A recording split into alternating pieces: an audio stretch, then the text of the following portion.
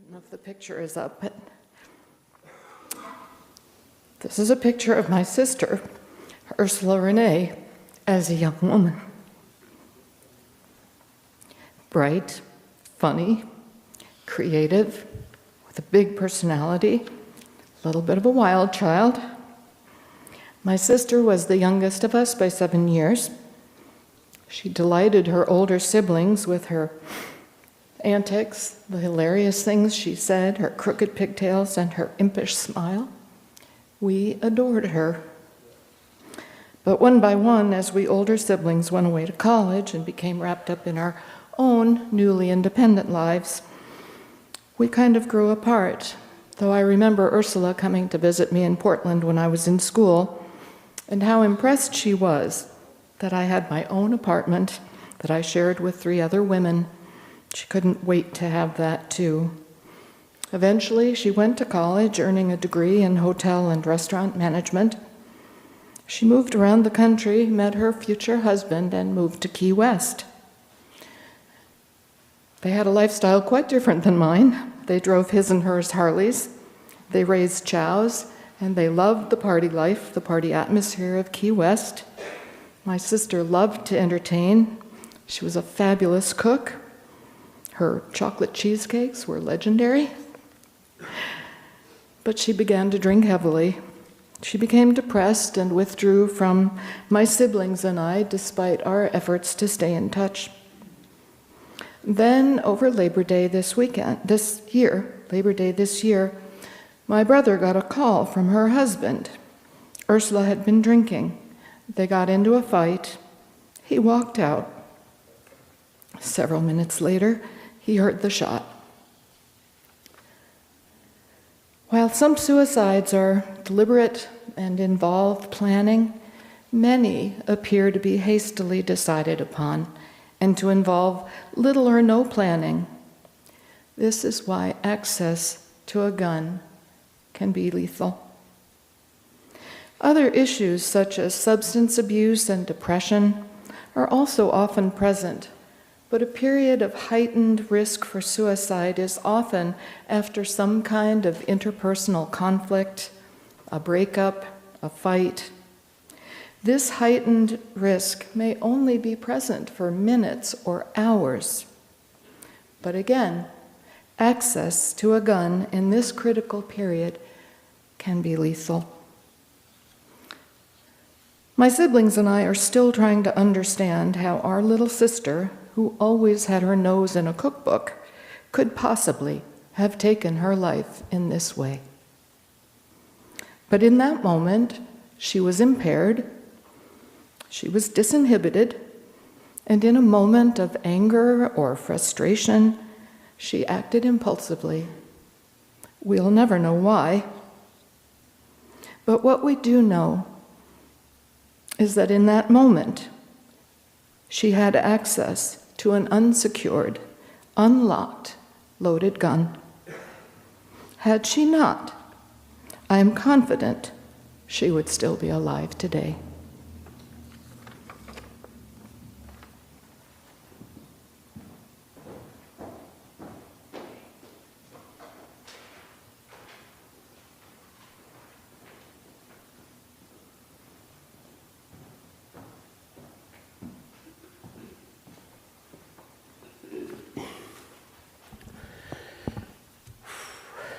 Good afternoon. I didn't think this would be so hard. Arthur and Andre, thank you so much for your personal reflections on pain, loss, hope, and action. I respect your grief and honor your incredible courage and resilience as you work through each day. I'd like to share a poem of hope and comfort by Wendell Berry entitled The Peace of Wild Things. When despair for the world grows in me, and I wake in the night at the least sound, in fear of what my life and my children's lives may be, I go and lie down where the wood drake rests in his beauty on the water, and the great heron feeds. I come into the peace of wild things, who do not tax their lives with forethought of grief. I come into the presence of still water, and I feel above me the day-blind stars, waiting for their light. For a time, I rest in the grace of the world and am free. Well, today is a day for all of us to acknowledge your losses and to remember and honor those affected by senseless gun violence. It's also a day to recommit ourselves to action, to fight for sensible gun safety laws and practices while respecting Maine's long tradition of gun ownership, due process, and the Second Amendment. The Maine Gun Safety Coalition was founded 24 years ago following a mass shooting in Columbine. The founders were a band of dedicated public servants, lawyers, law enforcement professionals, courageous corporate leaders, politicians, and ordinary citizens. These included many whose names you may recognize.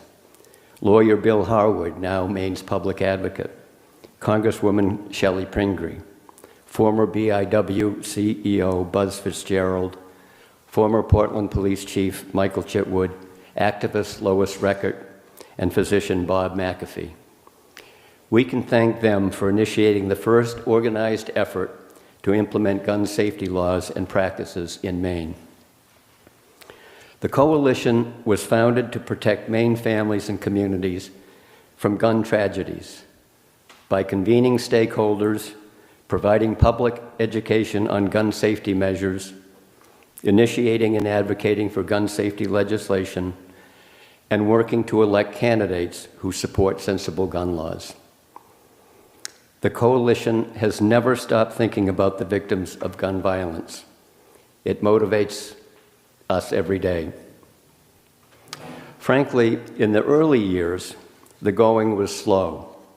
Gun violence happened in places far removed from Maine: Columbine, Sandy Hook, Newtown, and Uvalde.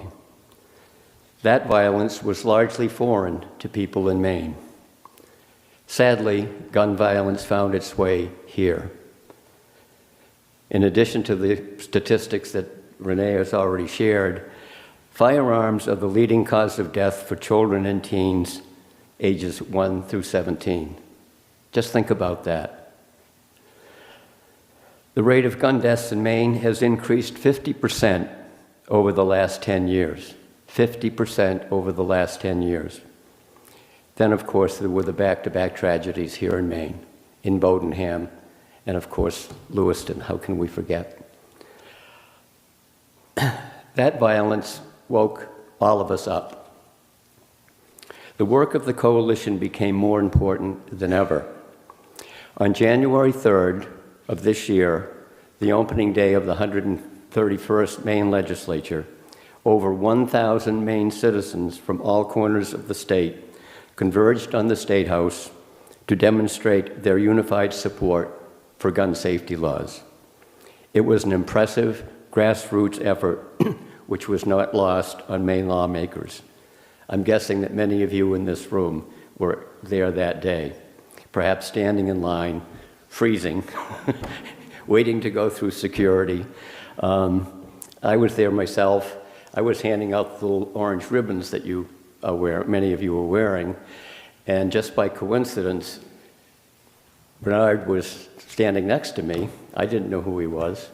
We got chatting, and I didn't know that he was going to be speaking that day, and if I had known, I would have said, "You don't have to stand in this line, Bernard. You got to go to the front of the line." So that was a great day. That was definitely a great day. We created a coalition of over 60 diverse organizations, all of which committed to working with us to enhance gun safety. 60 organizational partners throughout the state. These include many of the organizations that are sponsors or recognized in the program today, and we are most grateful for their work. The successes that we have achieved to date wouldn't have been possible without them. These are enduring and lasting relationships and partnerships. The coalition, with the support and encouragement of many legislators, including my own, Holly Stover, legislative leadership, and the Gun Safety Caucus, considered 4 gun safety bills in the last session of the legislature: a ban on bump stocks, a 72-hour waiting period, an expanded background check law, and an extreme risk protection order, or so-called red flag law. 2 of those bills, the 72-hour waiting period and the expanded background check law, passed. An extreme risk protection order, red flag law, was postponed, but we'll talk a little bit more about that a little bit later. The bump stock bill passed both houses, both the House and the Senate, but was unfortunately vetoed by the governor, and the veto was not overridden. But we don't give up, and we'll be back. And there is more to be done about bump stocks, a red flag law, and other legislative initiatives, which will be shared by my colleague, Rebecca Millett, a little bit later. But the momentum has finally shifted. The coalition, as I know you are, is action-oriented and results-oriented, and will not stop until we have gun safety laws and procedures in place that will finally reduce the incidence of gun violence in Maine, making our schools and communities safe. Finally, I'd like to share a call to action quote from the late Bobby Kennedy, who was one of my very first political heroes. It speaks to the important work ahead. Few will have the greatness to bend history itself, but each of us can work to change a small portion of events, and in the total of all those acts will be written the history of this generation. Each time a man or woman stands up for an ideal, or acts to improve the lots of others, or strikes out against injustice, he or she sends forth a tiny ripple of hope, and crossing each other from a million different centers of energy and daring, those ripples build a current that can sweep down with the mightiest walls of oppression and resistance. We know that you share our commitment to this work, and we thank you. Be strong, be courageous, be resilient, be engaged, take action, and keep hope alive. Thank you.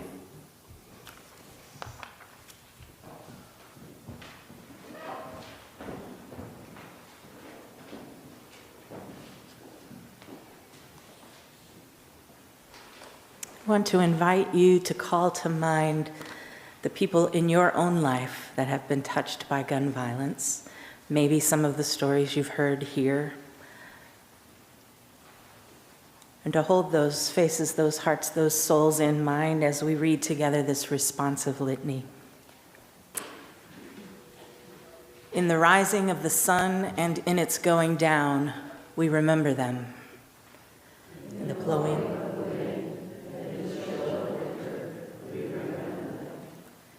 in the opening of buds, and in the rebirth of spring, we remember them. In the blueness of the sky and the warmth of summer, we remember them. In the rustling of the leaves, and in the beauty of autumn, we remember them. In the beginning of the year, and when it ends, we remember them. When we are weary and in need of strength, we remember them. When we are lost in sacred art, we remember them. When we have joys we yearn to share, we remember them. So long as we live, they too shall live, for they are not part of us, as we remember them.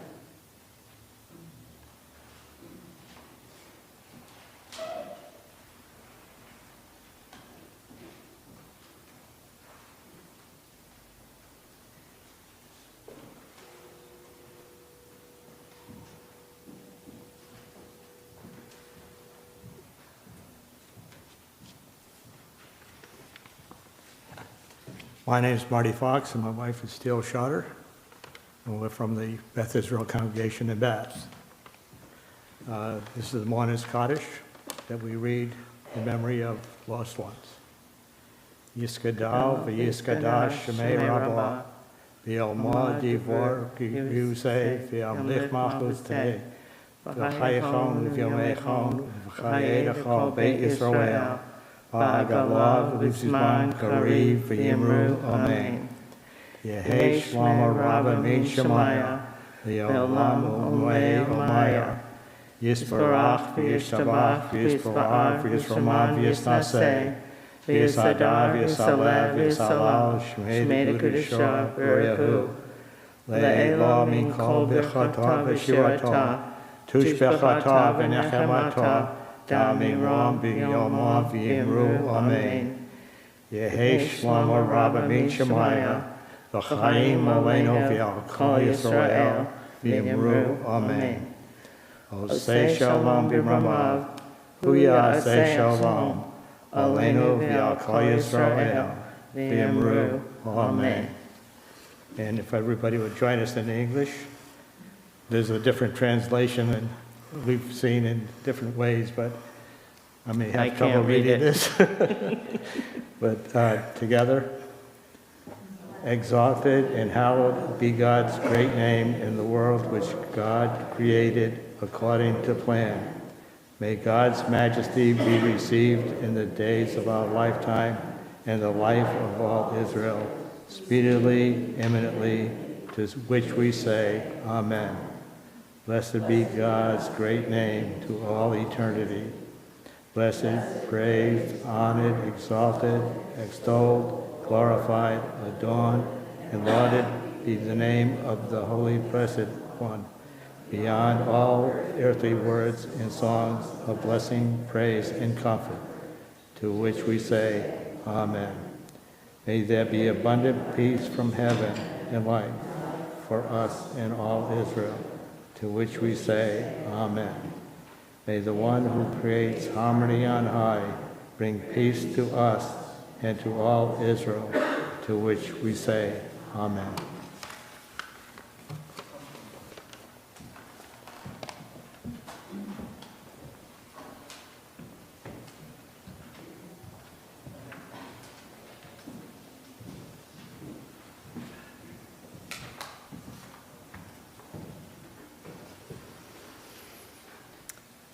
Good afternoon. I am so very privileged to be here with you in this sacred space of remembrance, of grief, resolve, compassion, and love. I am humbled to my core by the moving words spoken, by the bravery of survivors, and by the hope we carry in our hearts today. I am inspired by all of you. Mahatma Gandhi said, "A small body of determined spirits fired by an unquenchable faith in their mission can alter the course of history." Many of you here today hold in your hearts the mission of a more peaceful and safer world. You have given your time, energy, and financial support to the cause of gun safety.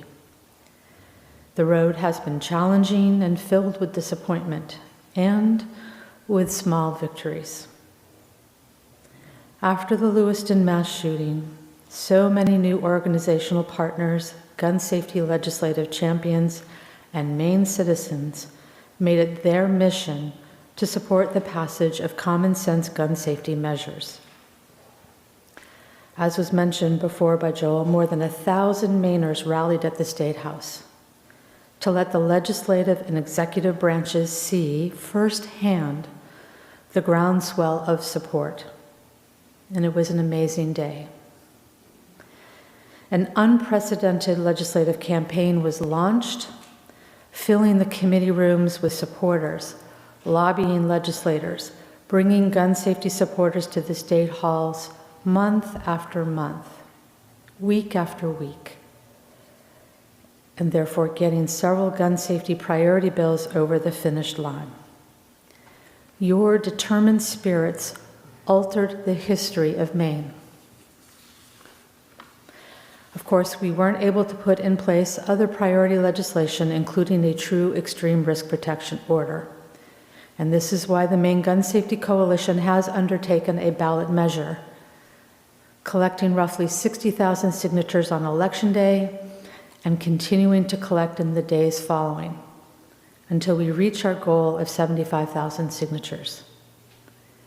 Please make sure to sign the petitions this afternoon, as well as taking some petitions to bring with you to ask your neighbors and family members and friends to join. We are getting closer, but we really need as many of us to step up and commit to helping and lending a hand. I personally have collected on Election Day, as well as at farmers markets, in front of a post office, down in the Old Port, and in front of our local grocery store. I have been struck by how non-controversial the policy is. People are ready to sign, or as can often be the case these days, they have already signed. You can find information at the referendum petition table after our gathering. But what better gift to give our loved ones and ourselves than a citizen initiative to put in place a true red flag law in Maine? And meanwhile, we are fast approaching another legislative session, and we are steadfastly preparing to make more progress, building off of our growing coalition of partners and members and presence in the State House. So here we talk about action, not just about the petition, but in the legislative session. If you haven't already, please join the Show Up Network, which you can find on the Maine Gun Safety Coalition website. Legislators need to hear from gun safety advocates when considering solutions with as much consistency and large numbers as the Second Amendment absolutists.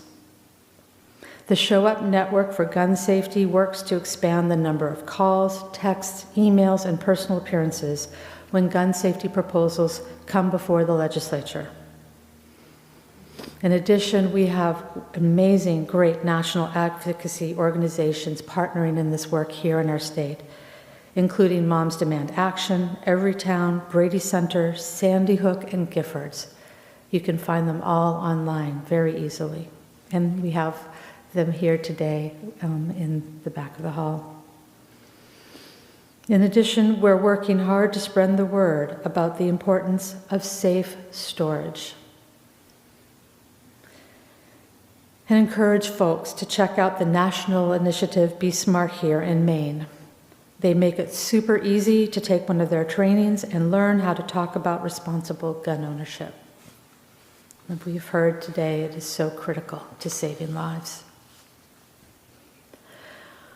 All of this work, the ballot initiative, legislative efforts, safe storage programs, are resource intensive, demanding more of our time, our energy, and our financial support. So here comes the hard part, one that I always look forward to. Please consider as well at making a contribution to help our work.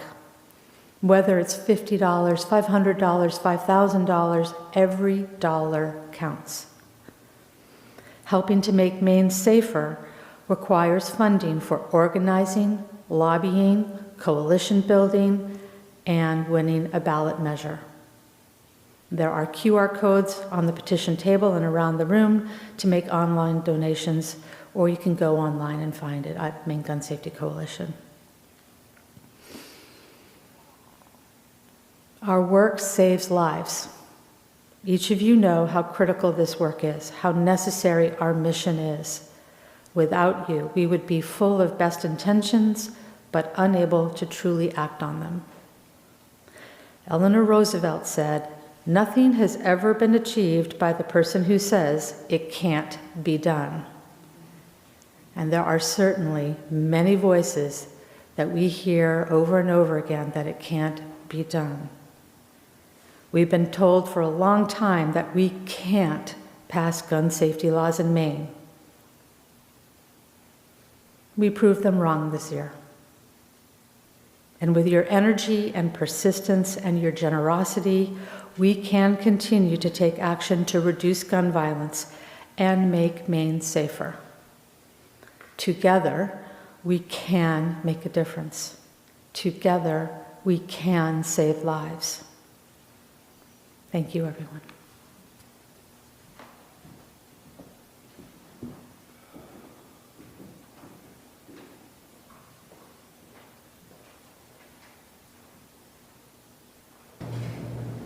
I've known the darkest of days, days of pain and uncertain recovery. But confronted by despair, I've summoned hope.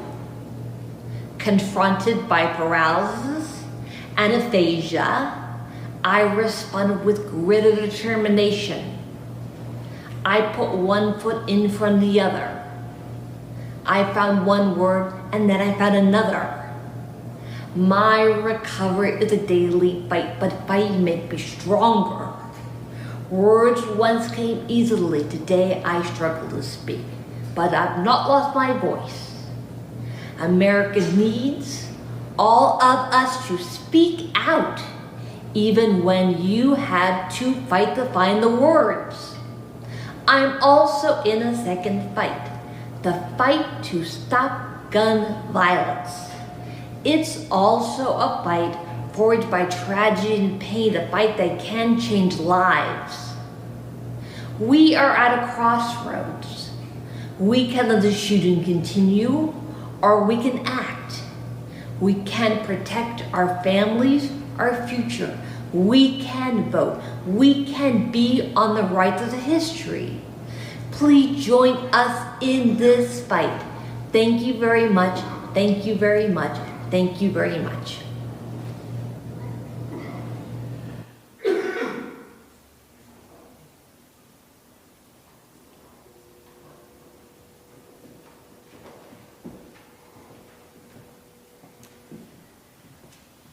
In a moment, we're going to hear the ringing of some bells.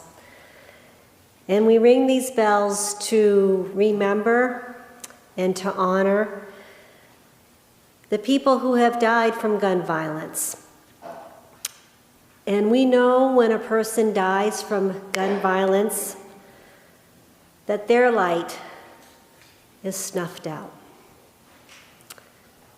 But we who are here today, our light is still here. And we honor and remember those who have died with our light. And we get to choose with our light what we want to do to create a world so that no one dies from gun violence. So in a moment, I'm going to ask you to light your light, to honor and remember the people who have died, and to light your light and to consider as the bells ring, what is it that you want to do with your light to make sure that no one dies?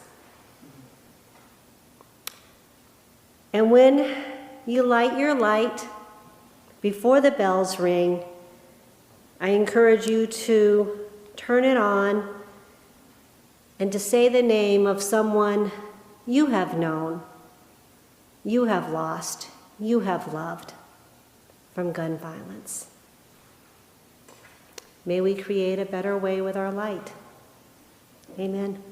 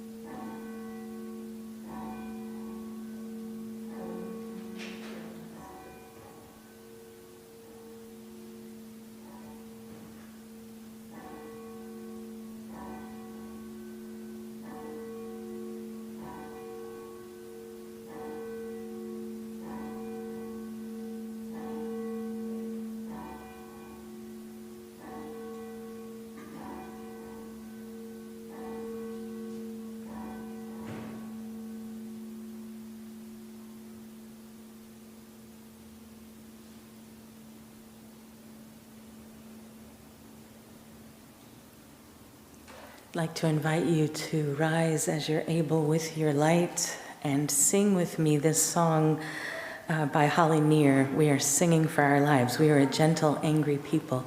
To sing with a broken voice is an act of courage. So if that's your reality, know that you're being brave and singing together. This is a cappella. We are a gentle, angry people, and we are singing for our lives. We are a gentle, angry people, and we are singing for our lives. We are a justice-seeking people, and we are singing for our lives. We are a justice-seeking people, and we are singing for our lives. We are young and old together. We are young and old together, and we are singing for our lives. We are young and old together, and we are singing for our lives. We are a land of many colors. We are a land of many colors, and we are singing for our lives. We are a land of many colors, and we are singing for our lives. We are gay and straight together. We are gay and straight together, and we are singing for our lives.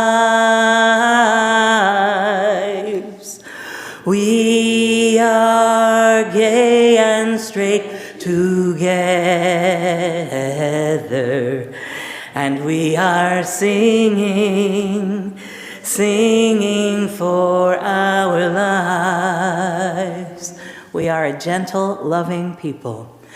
We are a gentle, loving people, and we are singing for our lives. We are a gentle, loving people, and we are singing for our lives. May the light we carry, even as we extinguish our flames in this building, illumine our way together to a more loving and peaceful world. May it be so.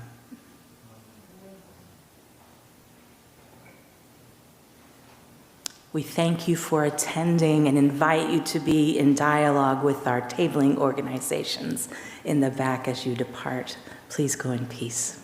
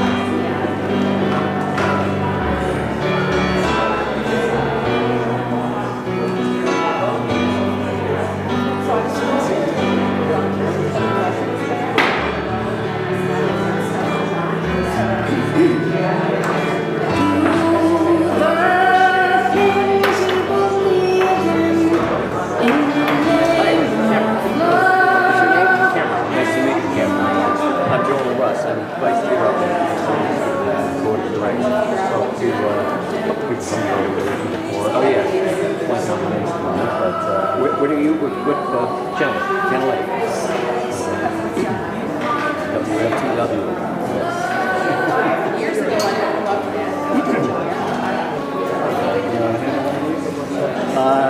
I think so. Normally, I just put it all in this.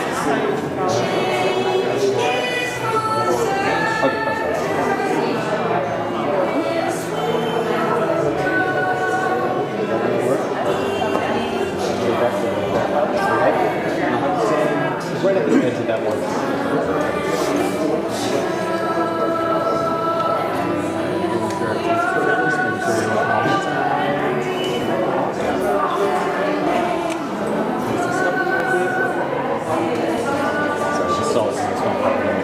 Powder on my Okay, I'm going to stand over to this side. Just make sure you're looking at me the whole time. We're the ones having the conversation. Sure. And just so we have it for the record, can you recall your full name, spell that out, and then whatever preferred title you want to go? Sure. My name is Joel Rust, Joel Russ, and I currently serve as Vice Chairman of the Board of Directors of the Maine Gun Safety Coalition. I live in South Bristol.